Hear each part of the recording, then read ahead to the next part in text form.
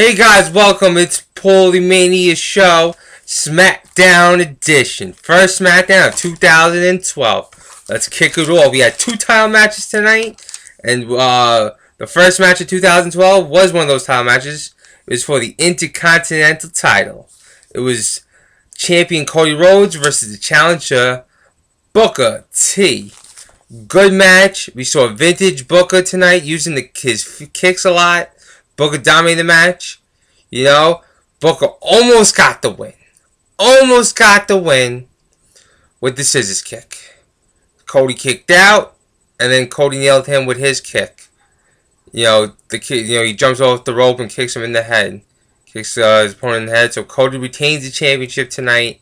Good match. I think this feud is over now because I think Cody is going to go to a feud with his brother Dustin Rhodes, Goldust, and he met up with Dustin in the back after the match, and he goes, the arrogant person that Cody is, but he is very good at what he does, and he is the up and coming superstar of the youngest generation of the Rhodes family, from Dusty to Dustin, and look at Dusty's career and look at Dustin's career. Both had great careers, and now Cody's on to that next step. And Cody says that he's more successful than his brother and his father combined. And then Cody says, to Dustin, you better not make one last run as, put some gold paint on you as Goldust, So we'll see where that feud lands us. It's going to land us a one-on-one match, I'll tell you that much.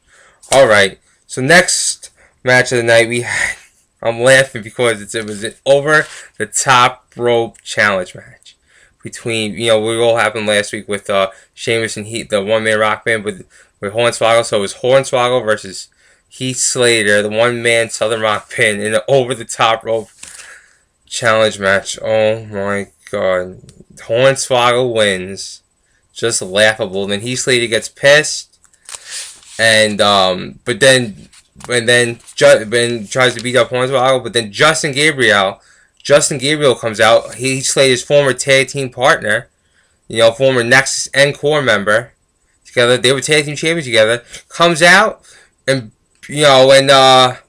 beats up Heath Slater to save Hornswoggle, and then does the 450 splash from the top rope onto Heath Slater. So Justin Gabriel helping out Hornswoggle. So, we see Jason Gabriel changing, he's the face now, and Slater's still a heel. So there's that, and maybe that'll be a feud up and coming. Because those two are no longer a group, so they're on their own now. Alright, so we're there. Now, we are up to Ted DiBiase versus Unico.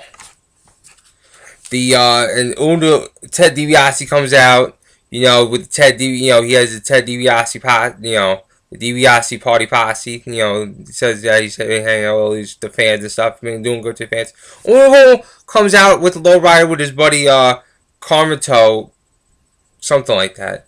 And Unico wants to know, well, how come he wasn't invited to one of these DiBiase posse parties?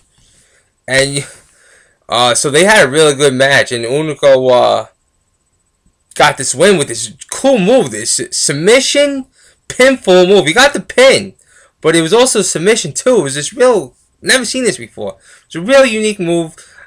Unico, he's moving up there the ranks. Ever since not being Sin Cara, he's definitely going up there.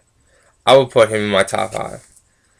And then now, so there's that match, and now we got my boy Wade Barrett comes out, talks about what he did, showed what happened to what he did to Randy Orton last week. Randy Orton's, we all know he's going to come. He's not probably going to be in the Royal Rumble, even though it's in his hometown, St. Louis, this year. He might not be there. Probably won't. He got like herniated disc. Wade Barrett talks about in his lower back after falling down from the stairs last week. So, but then Wade Barrett comes out and says, "No one can. I'm going to win that Royal Rumble, and no one else can stop me." But then Sheamus comes out, and Sheamus goes, "I am, fella." Something like that. They have words. And then Jinder Mahal comes out, and he just walks up and slaps Sheamus right in the face. And then all of a sudden, Wade Barrett comes back in the ring, and they both double teaming on Sheamus. And then Sheamus the great white that he is, beats them both up in one-on-one until Wade Barrett gets the best of until Shane, numbers. The number game always comes up. So he was about to go for about to give the Celtic Cross to Sheamus was about to give the Celtic Cross to Wade Barrett, but then Jinder Mahal attacked him, and then Wade Barrett gave him this big slam, and then Jinder Mahal got back up, and Jinder Mahal gave Sheamus the camel clutch. So it was just a fight that Sheamus almost could have won, but it wasn't a match. It was just a beat up. So, but next week though, Jinder Mahal versus Sheamus next week in a 1-on-1 match. So that's the only preview match I got for SmackDown for next week. So look forward to that match, Jinder Mahal versus Sheamus. All right, now Santino versus Drew McIntyre. Now, if Santino wins, he's Teddy Long's new assistant to the general manager position. But Drew McIntyre, what Teddy said to him last week was, Drew, you got to start winning matches, or otherwise I'm going to fire you. And Drew almost had the win, but then Santino won with the Cobra. I feel bad for Drew, because Drew McIntyre actually has some good talent, and he lost to a guy like Santino, who is just a damn fool. I know some people like him, Cobra. I feel bad for Drew. Like, don't fire Drew. It would be the stupidest thing. Like, he's just not used right. Use him right. But, so, Teddy says, you know what, next week, if you don't win, that's straight 30. So, alright. But now we have the tag team match. This has been a good feud been going on, these two tag teams. Epico and Primo versus Air Boom. Now, Epico and Primo already have a victory over Air Boom. But then they lost them in TLC, and they already have some single victories over them too. And they get another. Too bad it wasn't for the title tonight, because Primo and Epico win the match. So it's just, those teams are both high flying teams. Then we get a match with Natalya versus Tamina, two second generation superstar wrestlers. Dad's both big in the industry. Jimmy Anvil Neidhart. I mean, Natalya's a heart. Tamina's with her father, Superfly Snuka. And Natalya, I mean, this match was, and it's Tamina. I mean, Natalya got the better of Tamina for a little bit of the match, and then Tamina gave Natalya the Superfly Splash, and Tamina gets the win. And then now we are up to the second title match of the night: Mark Henry. Big Show versus Daniel Bryan for the world title match. Mark Henry is at ringside doing commentary with Michael Cole and Josh Matthews. So, you know what? Big Show versus Daniel Bryan. Here we go.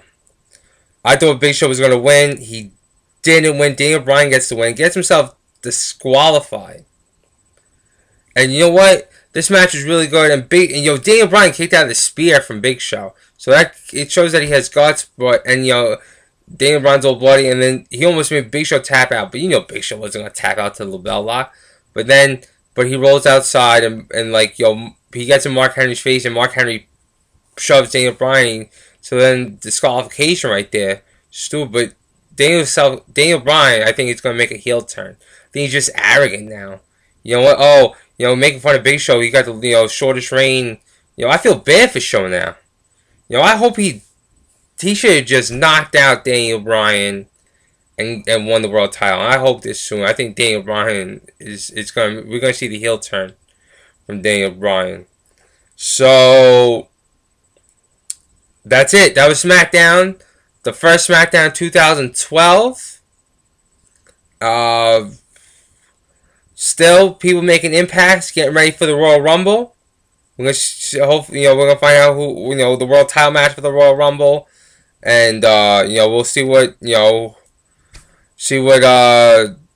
only 4 weeks away, so see what happens there, and so check me out for next week for this Monday on Raw. See if Jericho has to say anything this week.